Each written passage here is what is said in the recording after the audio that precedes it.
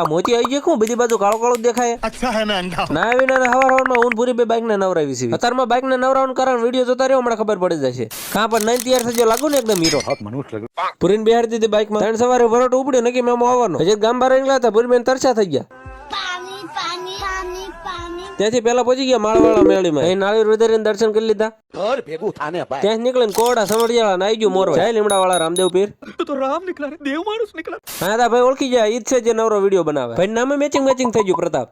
તમે જતા હતા વસ્તડી કાંઠાવાળા મેળીમાં. સાંભળ્યું બહુ મેળીમાં વિશે પણ હું આજ સુધી કોઈ દિવસ નથી ગયો. આગી વસ્તડી બોર્ડમાં સીધે સીધું જાવ કે અંદર તો બોરા વેચાય ખાવાય લઈ લો.